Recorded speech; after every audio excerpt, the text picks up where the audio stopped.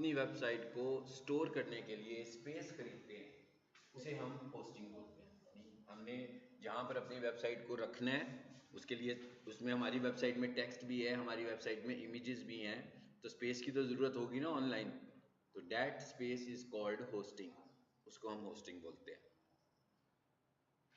चलिए अब हम आगे चलते हैं। अब वेबसाइट भी एक से ज़्यादा तरह की हो सकती है। मैंने आपको बताया था ना कि 2 तरह के प्लेटफॉर्म्स हैं जिनमें वेबसाइट्स बनती हैं।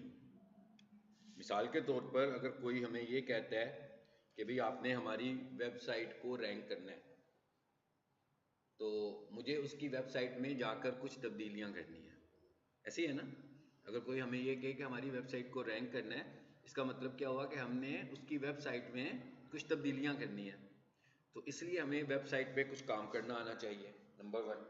नंबर 2, अब हमने जब उनकी वेबसाइट में तब्दीलियां करनी है तो इसका मतलब क्या हुआ, हमें पता होना चाहिए कि उसकी वेबसाइट किस प्लेटफॉर्म में खुली हुई है, ताकि हम भी उसी प्लेटफॉर्म में खोल कर उसको चेंज कर सकें। सो अब हमारे लिए समझना क्या ज़रूरी है कि वेबसाइट के जो प्लेटफॉर्म्स हैं वो कौन से हैं। वेबसाइट बनाने के जो प्लेटफॉर्म्स होते हैं 2 तरह के होते हैं। एक होता है CMS, जिसे हम बोलते हैं कंटेंट मैनेजमेंट सिस्टम, और एक होता है कोडिंग, कोडिंग में बनी हुई वेबसाइट। तो 2 तरह के इंटरफेसेस में हम लोग अपनी वेबसाइट को बनाते हैं। एक हम कोडिंग में अपनी वेबसाइट को बनाते हैं और एक हम CMS में बनाते हैं। अच्छा जी, CMS में किसी ने नाम सुना होगा वर्डप्रेस का। कंटेंट मैनेजमेंट एक क्या वेबसाइट होती है जिसमें हम कोडिंग सीखते हैं, मतलब वो जो वेब डेवलपर का कोर्स होता है, एक्चुअली आप उसमें प्रोग्रामिंग की कोडिंग सीख रहे होते हो कि अभी वेबसाइट की प्रोग्रामिंग कैसे करेंगे। और फिर जो लोग वो सीख जाते हैं वो क्या करते हैं, कोडिंग में वेबसाइट बनाते हैं, कोड लिखते हैं वेबसाइट का।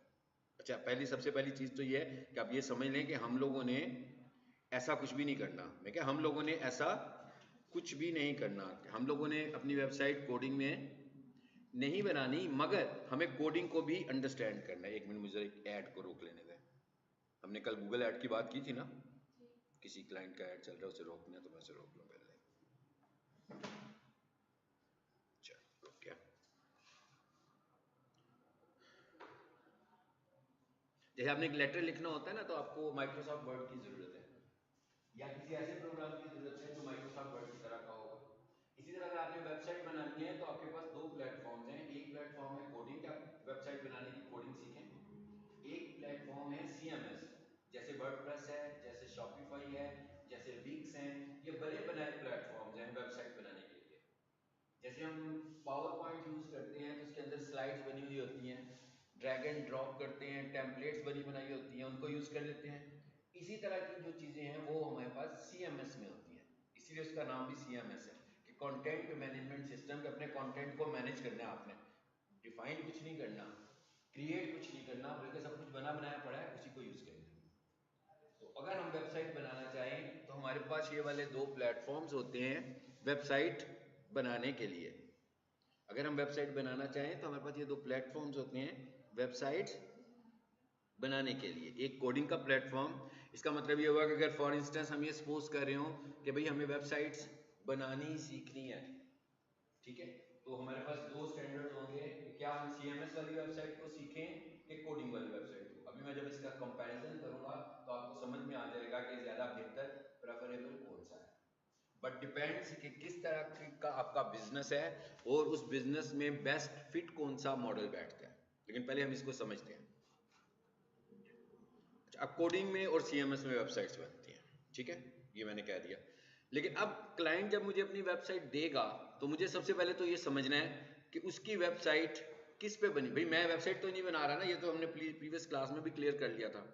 वेबसाइट उसकी ऑलरेडी तैयार है, बन चुकी हुई है। तो अब मैंने अगर उसकी SEO करनी है तो मुझे तब तक ये नहीं पता लगेगा कि भाई वो 1 में बनी है कि 2 में बनी है, भाई कोडिंग में बनी है कि CMS में बनी है।